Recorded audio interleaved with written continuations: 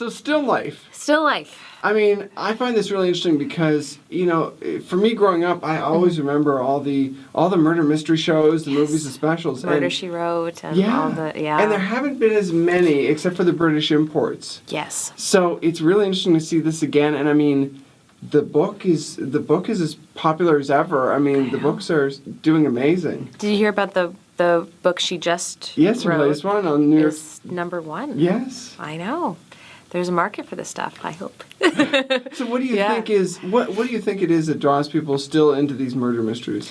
To me, it's Louise Penny's stuff is different. It's like it's old-fashioned. It's an old-fashioned murder mystery. It's not gruesome. It's not gory. Right. It's character-driven, which I found really interesting, both with the screenplay and with the book. It's about the characters. It's about real people that you're getting to know in these situations. And it's not a procedural, right? It's not a procedural. About those details. No, I mean that structure that you usually find, where it's like murder and the police show up and there's this red herring, this red herring, this red herring, and then it's this person. Right. It's sort of it's still structured in that way, but it's not. It's character driven, so right. it's just a little more moody and a little more. It's not necessarily about who done it. That's right. part of it, but it's not all about that. The story is much fuller than that. And when you first found out you're going to do this, what was your first instinct about this character? I'll tell you a funny story that will get me in trouble probably, but. We love those. Yeah. I have lots of them. I was very rushed for the audition that I did. I did one audition for this character, and I had sort of like skimmed the screenplay and learned my lines and stuff, but I was running late, and it was a very hot day when I auditioned, and I was like dripping sweat when I show up. My hair is enormous when I get at all warm, and so I had huge hair. I was sweating. I was like, mascara under my eyes, and I kind of like ran into the room, and I didn't think the director would be there, and he was there, Peter Moss, who's lovely. So I was expecting to sort of, if I make a mistake, I'll start again and all that. So he was there, and I was just like a frenzy of craziness, and I did it, and I left the room, and I called my best friend, and I said, I will never be late again, and I will never be unprepared again. I just made a total fool of myself. And then a few weeks later, as is the way with acting, I get this call, and no callback, nothing. They were like, "You got the part of Clara."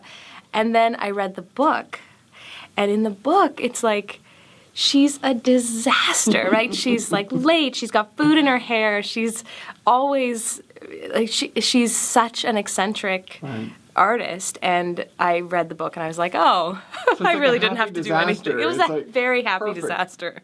Yeah, it was a happy disaster, and I do feel a real kinship with the character, and the author Louise Penny always says that this character she sees Clara as herself, and when I met Louise Penny, she actually reminds me of my mother's sister. So it was really a funny kinship that I think we have. I mean, that must be interesting to channel too when you kind of understand that. Yeah, I didn't know. I'm glad I didn't know in advance. No, okay. I saw her being interviewed after, and I was like, phew. I'm happy. I was, she wasn't like, this is me. Yeah, do it right. Weird, right? Yeah. So no, I heard afterwards, and it sort of made some sense to me. Right. Although she seems very together, Louise Penny, but I guess she's an artist, and she lives in the country and all of that. So that's cool. She has a dog. They both have dogs. Yeah. So, I mean, when you were filming this, what was interesting about actually going into this kind of? I'm assuming you haven't done murder mystery before. I've looked through your credits, but there's not really that kind of thing in there. Just Republic of Doyle, which is probably the closest, but it wasn't. I think I was the murderer. Different angle. What's it like then going into a murder mystery? Yeah, it's a very, very different world for me. And not only a murder mystery, but being based on a novel, that was quite fun, because it's like all the character work is sort of done for you. There's all, what's she thinking in this scene, and what is the backstory and all of that. I thought that was really, really fun. And then the murder mystery thing, I guess, just the thing I needed to figure out was how I've read the end sort of thing. So Right. how do we behave with certain characters? How do we respond to people when you don't know where it's going? Or are you trying to lead the audience down this path? Or Right. all those sorts of things. So you kind of just have to put that all away and then just play the scene honestly.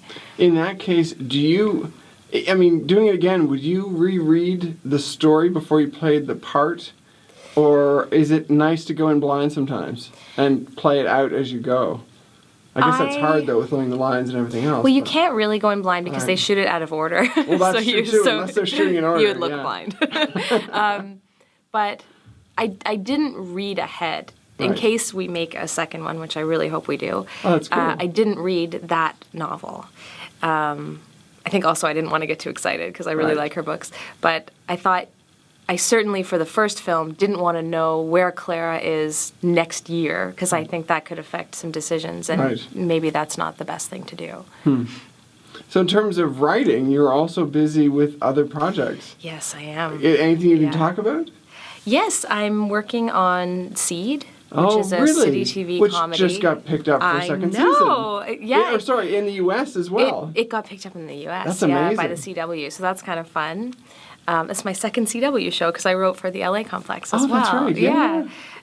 So I just joined them for season 2 in the writer's Right. room, and I'm writing an episode right now. That's I'm awesome. supposed to be writing it right now. And that's really fun because comedy is sort of where I live a little Right. bit, sometimes accidentally. But and what else am I'm working on a few original projects that I have a meeting this evening for one that I'm going to be pitching. Oh, that's cool. And what else? I think that's it. Oh, two projects that I'm working on Oh, right wow. now. Yeah. Do you have any interest in directing too? I mean, it seems like you've done the acting, the writing.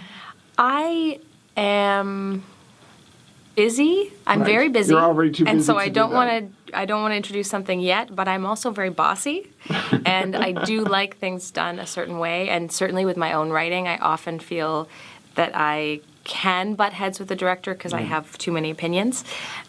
So it probably would be a good thing for me to at some point just jump in and like with a short film or something like that, just direct my own stuff. And I don't need to act in my own stuff, so I could just direct and write. But at the moment, I think I've got enough keeping me busy, so I'll keep it. Yeah. But it might be a fun twist if you can then direct your brother David in something. Right? yes. That might be interesting. I could write and direct, so I could write David doing embarrassing things and then tell him how to do them.